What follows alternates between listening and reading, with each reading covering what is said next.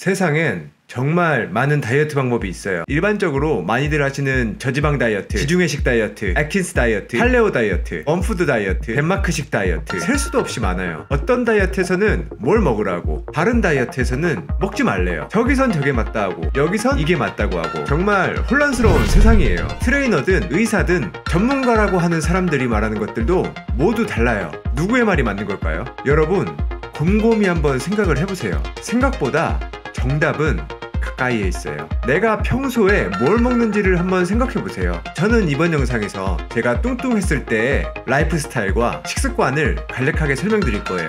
현재의 여러분이 과거의 저의 식습관과 생활습관과 비슷하다면은 여러분은 저탄고지를 해야만 해요. 저는 과거 비만이던 시절 삼시세끼에 간식까지 꼬박꼬박 챙겨 먹었어요. 아침은 간단하게 시리얼에 우유를 말아 먹거나 가끔은 스타벅스에서 샌드위치와 아이스 아메리카노를 사 먹었었어요. 어찌됐든 아침은 꼬박 챙겨 먹었어요. 그리고 출근을 해서 일을 하다 보면 스트레스가 너무 쌓이잖아요. 그래서 중간중간 초콜릿 같은 좀 당분이 포함된 달달한 것들을 조금 먹었죠. 당분을 먹으면 일시적으로 기분이 좋아지는 느낌이었어요. 점심은 직장 동료들과 주변 식당에서 먹었는데 제가 좋아하는 메뉴는 돈가스, 텐동 같은 튀긴 음식을 좋아했던 것 같아요. 사실 뭐 딱히 가리는 건 없었어요. 먹는 걸 워낙 좋아하고요. 지금도 그렇고 가끔은 점심시간이 남으면 뭐 동료들과 디저트와 커피 한 잔도 곁들였죠. 이제 저녁시간 전까지 일을 하면서 중간에 또 한 번 허기가 찾아와요. 그때도 뭐 달달한 걸 먹었는데 전 특히 양갱을 좋아했었어요. 저녁은 퇴근 후 보통 집으로 들어와서 요리를 해 먹었어요. 한식, 일식, 중식, 양식 모든 게 가능했어요. 저 요리하는 걸 좋아하거든요. 배달도 많이 시켜 먹었어요. 보통 반반이었던 것 같아요. 여기에 술도 빠질 수가 없었어요. 소주, 와인, 위스키 가리지 않았어요. 각각 술마다의 매력이 있었으니까요. 그리고 이렇게 먹고 나면은 속이 느끼해지거든요. 그러면 이제 후식으로 과일이랑 맥주를 한 잔씩 했었어요.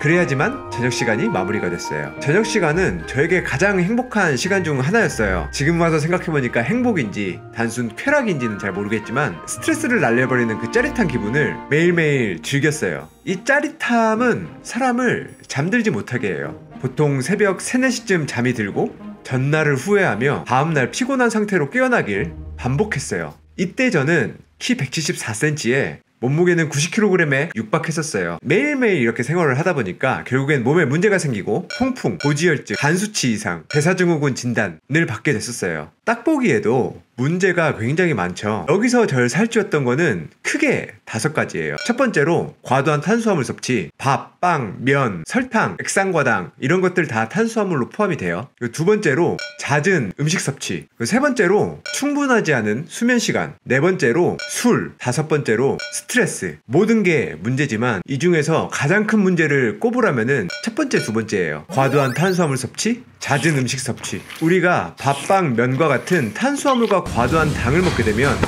우리는 몸속에 많은 잉여에너지가 발생해요. 이 잉여에너지는 인슐린이라는 호르몬에 의해 우리의 간과 근육에 글리코겐이라는 형태로 에너지를 저장해요. 나중에 쓰려고요.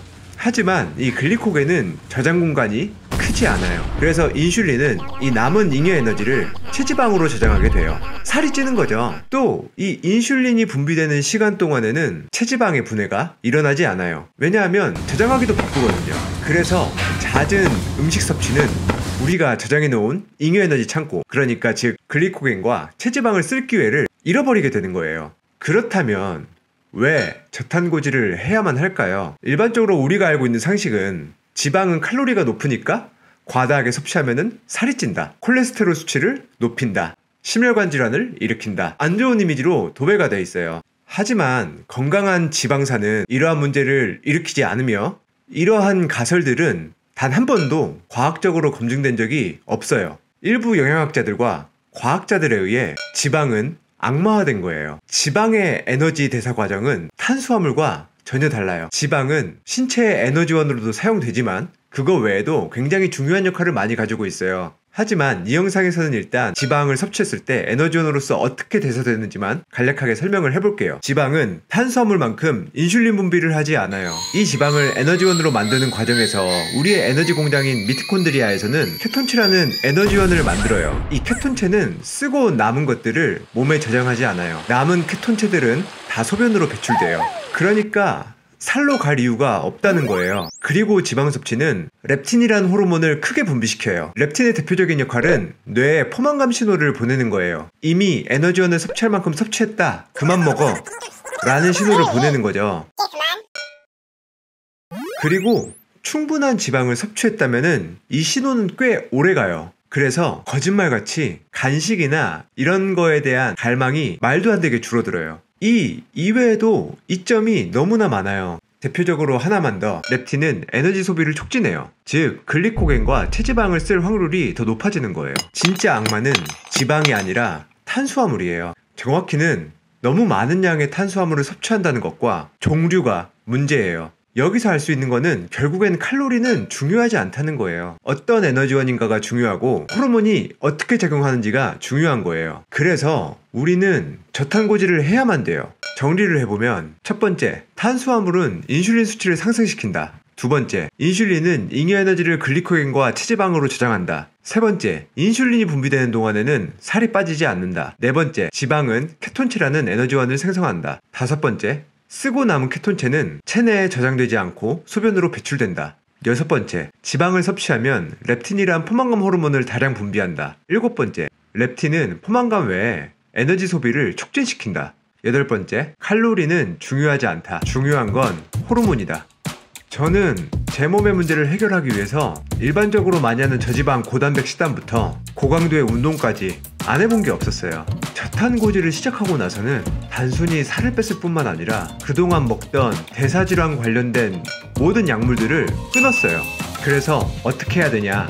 보통 한국인들은 주 에너지원을 탄수화물을 사용하며 살아왔을 거예요. 그렇기 때문에 바로 급하게 저탄고지를 시작한다면은 몸에 분명히 거부 반응이 올 거예요. 그래서 차근차근 시작하는 게 좋아요. 기존에 먹던 탄수화물의 양을 반으로 줄이고 건강한 지방산이 포함된 음식들을 더 섭취해주는 거예요. 이 식단에 대한 것들은 차근차근 앞으로 영상에서 설명해 보도록 하겠습니다. 모든 걸 설명드리기에는 저에게 허락된 시간이 조금 짧아요. 그래서 길게만 틀면 안 보실 거잖아요. 사실 해야 될 말도 너무 많아요.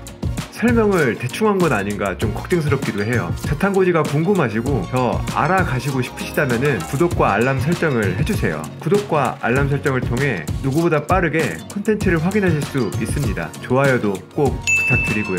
그럼 오늘도 행복하고 건강한 하루 보내시길 바랍니다.